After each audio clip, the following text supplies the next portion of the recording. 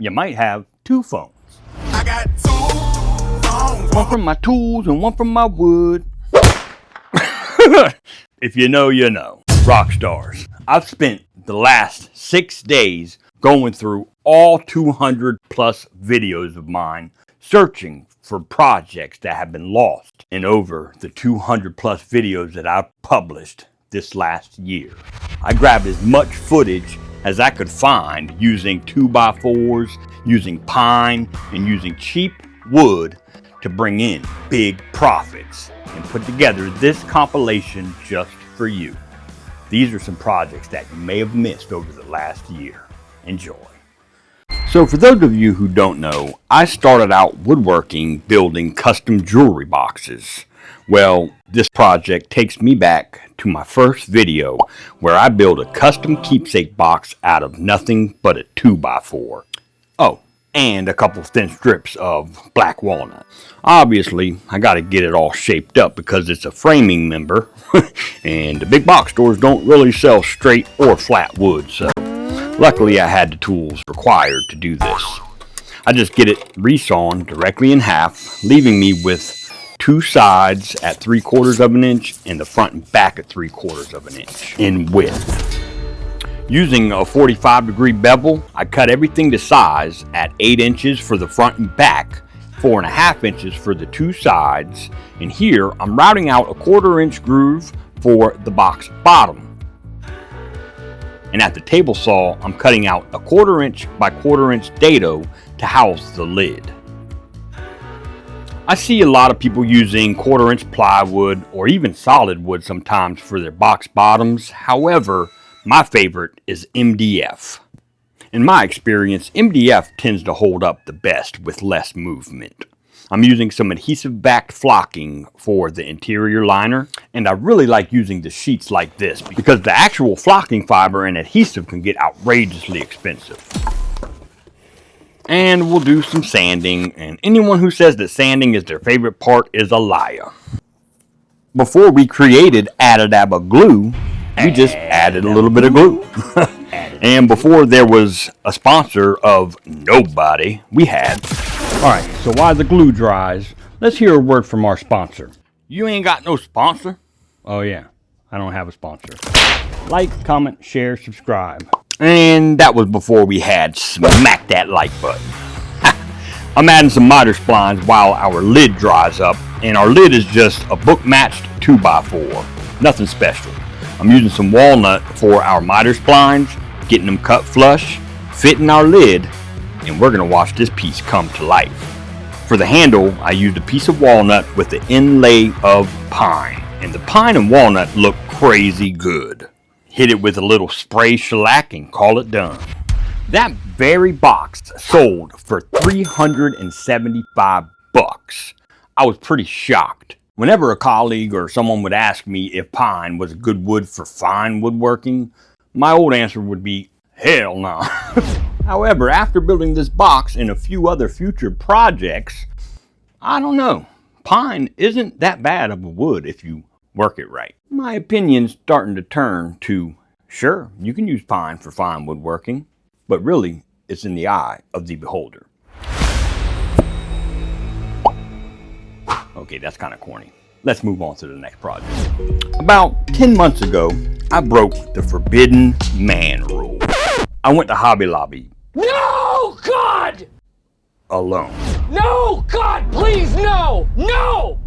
No! No! Yep, you heard that right. I went to Hobby Lobby without the wife. I saw several videos on YouTube labeled Hacking Hobby Lobby. So I figured, hey, why not give it a try? I went to Hobby Lobby and found a certain candle holder that was selling for $100. It was the most simple but cool design, and I told myself, I gotta give this a try.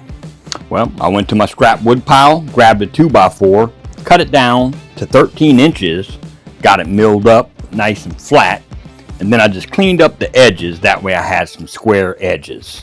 I wanted this candle holder to have 5 total candles, so I laid out my holes at 1.5 inches, 4 inches, 6.5, 9 inches, and 11.5 at 5/8 of an inch deep. I wanted to put some chamfers on the top of mine just to add a little depth to the piece. For the feet, I went with some black walnut. I ripped the walnut to 1.5 inches and cut it down to 5.5 at the miter box. I then pulled up 1/2 inch from the bottom and put a slight 22.5 miter on each side. I added a dado to my feet to carry the 3.5 inch wide base of the candle holders using my flat tooth rip blade. And I'll leave a link for that blade in the description. Ah yes, the good old ASMR. I went ahead and cleaned up with a chisel and got the perfect fit. I hit it with 150 grit sandpaper and got it all cleaned up. Hit it with a coat of shellac, and man, let me tell you, that walnut and pine combination is just amazing. I did some research and looked up what these things were going for online, and then I took the reference from Hobby Lobby. I put a price tag on mine at $100 and wound up coming away with 98 bucks.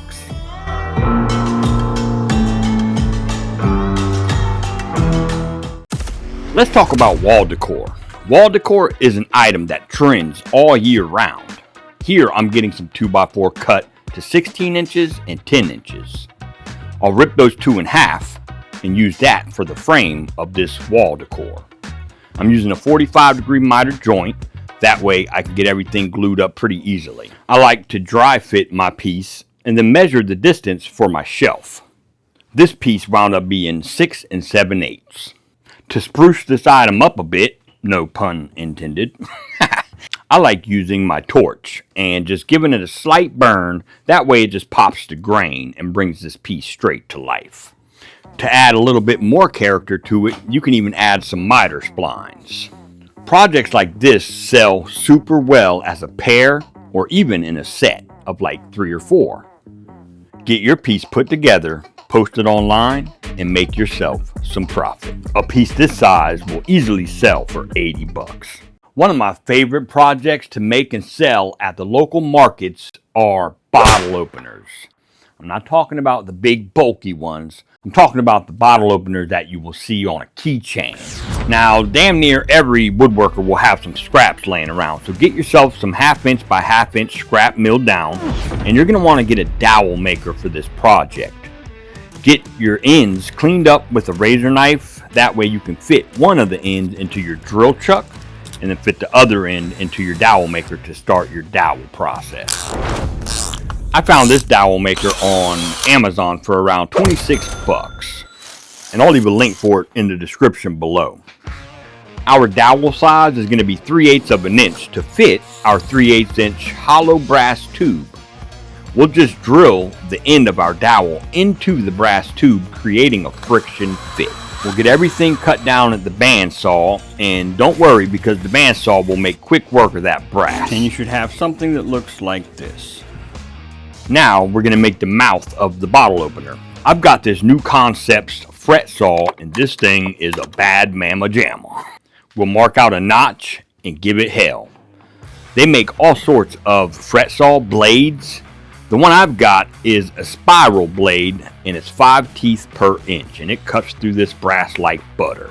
Once you get your mouth cut out, take some rasps, and I'm using some wooden rasps. The wood rasps work great with this brass. Get everything shaped up and get rid of those sharp edges, and that is how your piece should turn out. Now here's the fun part. You can get creative as you want. Just shape yourself a cool little handle. Once you work your handle down to your desired shape, go ahead and install your Keyring hardware. This is done much easier with a little tool that they make for jewelry makers. I recently just picked one up after struggling trying to put this thing together. Drill yourself a 1/16 inch hole toward the back end of the handle to house the Keyring hardware. And voila! I sell these exact Keyring bottle openers at my local markets and online anywhere from 15 bucks upwards to $25, and you'd be surprised at how many people pick these things up. Several months ago, my iCloud was corrupted and I lost several projects. I was only able to salvage 2 out of my 6 videos that I had ready to publish, or so I thought.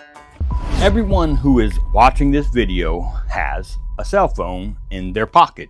or laying right next to them, or you're using it to watch this video. Hell, you might have two phones. I got two phones. One from my tools and one from my wood. Alright, my bad. If you know, you know. It's pretty funny. We're making a phone charging / docking / speaker. We don't have any kind of fancy wireless hardware, but you'll get the point.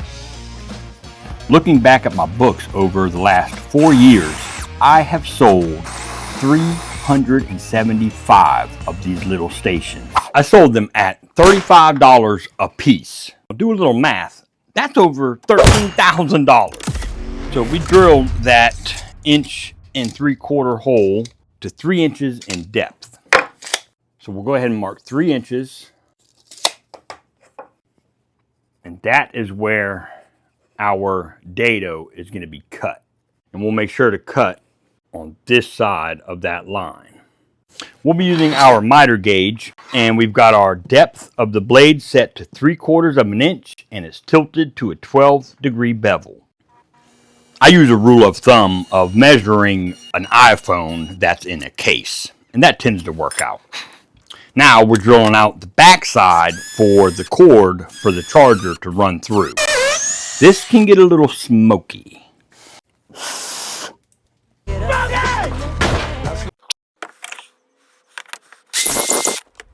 Items like this trend year-round, and they sell so well. Once your particular item starts doing well, go ahead and switch yours to made to order. That way you don't overwhelm yourself with too much stock, and then once your orders start coming in, it's made to order. Set yourself up a schedule for 2 weeks out or 3 weeks out, and you'll be on your way to some big ass profit. In order to maximize your profit margin for these little trinkets like this, you need to be adding a personalization option, whether that's different colors, different wood species, or even laser engraving certain names or designs. If you have a laser, that's perfect. However, if you don't have a laser or a CNC machine, search your local area and listings for people that rent machines out. There's a lot of people who do that, and you'll probably get lucky. Rockstars, thank you for taking this journey with me down memory lane. It's been one hell of a year. Don't forget to smack that like button and smack that bell so you're notified every time I post or go live. I hope this video has inspired you again to get in your shop and make some sawdust. The YouTube gods think that you'll like this video down in the left-hand corner, so go check that out. Until next time, Scott.